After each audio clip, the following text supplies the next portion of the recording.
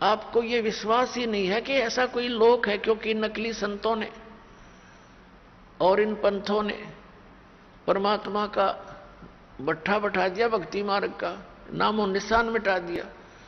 महिमा गाते हैं सतलोक और सचखंड की, और वहां की व्यवस्था बताते हैं, वहां तो प्रकाश ही प्रकाश है, चेतन ही चेतन है। तो उस प्रकाश में हम के टिंडे लाएंगे जाके, वहां कुछ भी कोई नहीं है। अकल है, देखो ये ज्ञान है कोई। जहां कुछ भी नहीं है कैसे रुचि बनेगी वहां जाने की। कहते आत्मा उसमें ऐसे मिल जाती है जैसे बूंद समुद्र में। कोई बात हुई है कई प्रमाण ऐसा परमात्मा के ज्ञान में। तो वहां पूरी व्यवस्था है उसकी, तो यह नकल है, डुप्लीकेट माल है ये सारा। यहाँ का एज इट इज सृष्टि है, लेकिन वहां का जो मटेरियल है, वहां का जो पदार्थ है, वो अमर है, वो नष्ट नहीं होते। जैसे एक सैंपल है वहां से, गंगा का जल सतलोक से आया हुआ है। इसके विषय में ना ब्रह्मा को पता, ना विष्णु को, ना इन ऋषि पिषियों को। ये तो बहुत नीचे स्तर की कहानी है इनकी। तो ये परमात्मा ने एक सैंपल भेज रखा है कि हमारा मटेरियल ऐसा पदार्थ है वहां पर। इस गंगा के जल को आप कहीं रख लो उठा कर। ये साइंटिस्टों ने सर मार कर देख लिया, इसका कोई लक्षण ढूंढ नहीं सके किस कारण से है ये। तो परमात्मा की महिमा को ये साइंस क्या समझ सकती है? ये साइंस परमात्मा के मटेरियल से बने हुए साइंटिस्ट भगवान भूल गए, नास्तिक बनने लगे। तो इस कलयुग में हमें एक सबसे बड़ी खुशी और सहयोग इस शिक्षा का ये है कि हम भगवान पहचान सकते हैं, अन्यथा इसकी कतई जरूरत नहीं थी। इससे क्या बना लिया, परमाणु बम बना लिया, हवाई जहाज बना ली, कार बना ली, सारा दिन फुर फुर, शांति एक पल की भी नहीं। जहां माया का प्रवेश है वहां शांति नहीं हो सकती। ये अपना पल्ला गांठ लगा लेना।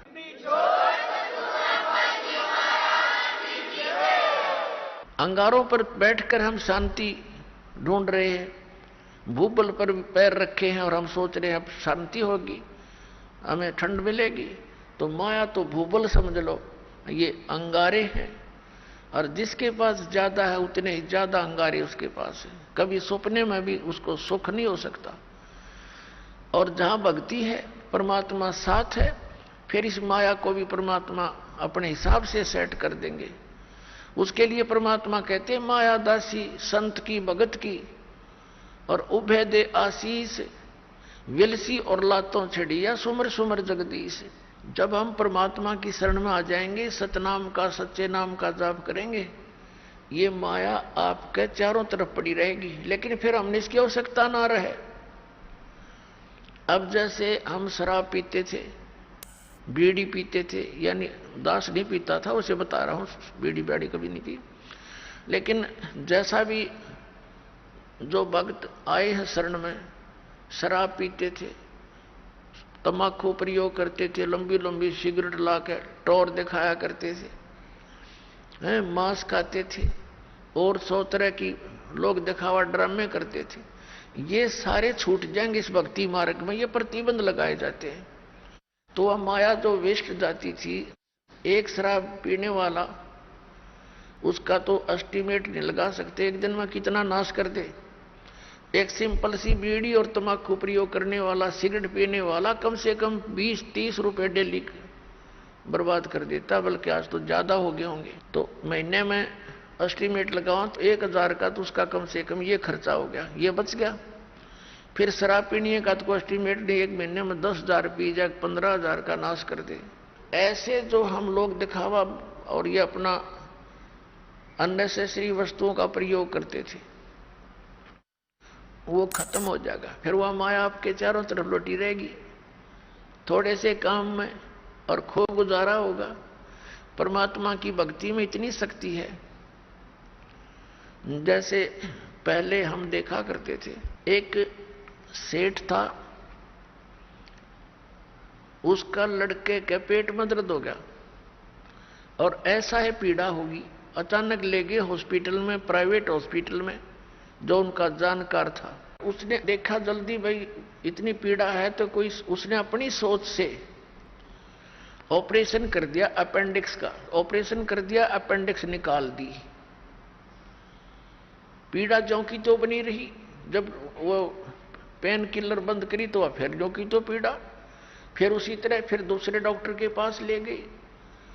उसने क्या देखा कि इसकी जो है ना झिल्ली में डिफेक्ट है, वह झिल्ली निकाल दी। फिर पीड़ा ज्यों की त्यों बनी रही। फिर लास्ट में पता चला कि इसकी बड़ी आंत में बहुत इन्फेक्शन है।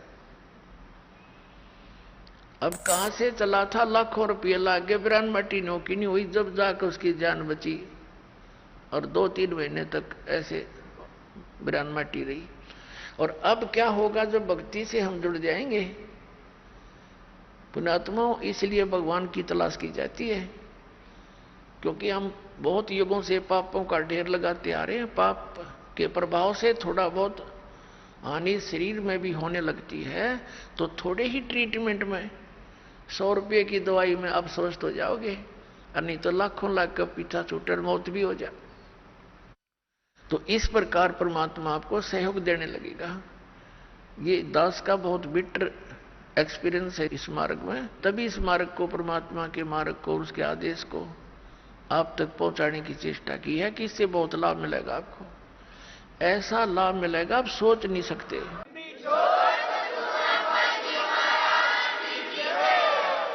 भगवान को हम इसलिए खोज रहे थे कि वो हमें सर्व सुख देता है।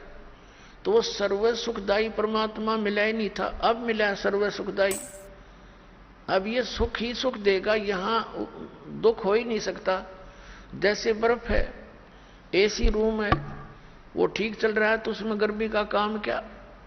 तो ऐसे परमात्मा का ये कनेक्शन मिलने के बाद आपके परिवार में न सोच ले, गर्मी के दिनों में एसी लग गया और वो सर्दियों में भी काम करेगा। यानी ऑटोमेटिक है परमात्मा का सिस्टम, आपके हर तरह से सुख देगा।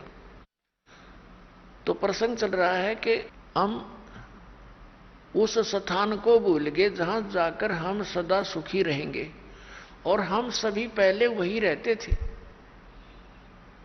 अब कई भक्त अज्ञानतावश भोले भाले, जिनको ज्ञान नहीं, वो ये प्रश्न किया करते कि एक बात बता, जब सारे ही यहां से चले गए तो यहां कौन रहेगा।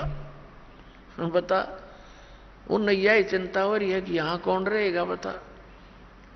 अरे यहां यूं तो एक पत्थर है, घूमता रहेगा, हमने क्या ठेका ले रखा है पृथ्वी का। ये मंगल ग्रह, जो चांद और ये सारे धक्के खाने लग रही है, फिर जागा हम अपने सतलोक में चलेंगे। इसकी हमने क्या क्या करना, ये तो जिसका हुआ आप संभालेगा इसने। तो कहने का भाव ये है कि हम इतने रंग गए यहां पर।